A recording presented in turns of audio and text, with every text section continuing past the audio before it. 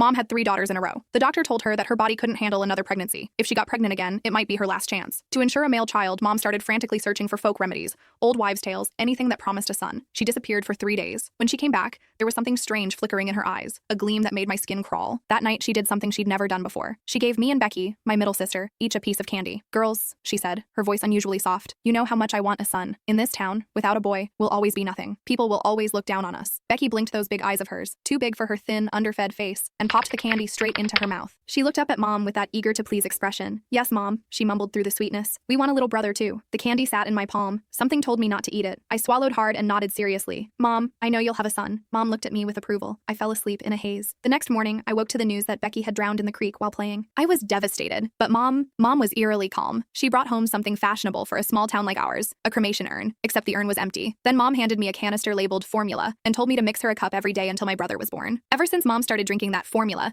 her belly grew bigger and bigger. Half the town said she was carrying twins. Others said the way her belly came to a sharp point meant it was definitely a boy. Mom couldn't stop smiling. Just one baby, she'd say, beaming. He's just big, well-nourished. The child really was enormous. Mom's belly swelled up like a watermelon, purple-red stretch marks crawling up toward her chest. She was always complaining about how itchy those marks were, scratching at them until they looked even more horrifying. Raw, angry lines across her skin. Lately, as she got further along, she kept saying her belly felt hard as a rock. Whenever that happened, a cup of that formula would bring color back to her face and calm her down. She even stopped cursing at me as much. But the powder in that canister was running out. I told Mom there wouldn't be enough to last until the baby was born. Should we get more? The moment the words left my mouth, Mom's eyes locked onto me. After I cowered and trembled for a moment, she shook her head. I'm going to stay at Grandma's for a couple days, she announced. I didn't dare argue. Even without her saying it, I knew. Mom was going to get more formula. Sure enough, when she came back, she said my youngest sister Sarah had been in a car accident. She brought home another empty urn. At the same time, she handed me a sugar canister. It was filled with that same fine, odorless powder. Nothing like milk formula at all. Following her instructions, I mixed the two powders together. I overheard her muttering to herself, good thing I kept the smaller one as backup. Otherwise, how would I feed my precious baby boy? Every hair on my body stood on end, but I could only pretend I hadn't heard. Mom's labor was brutal.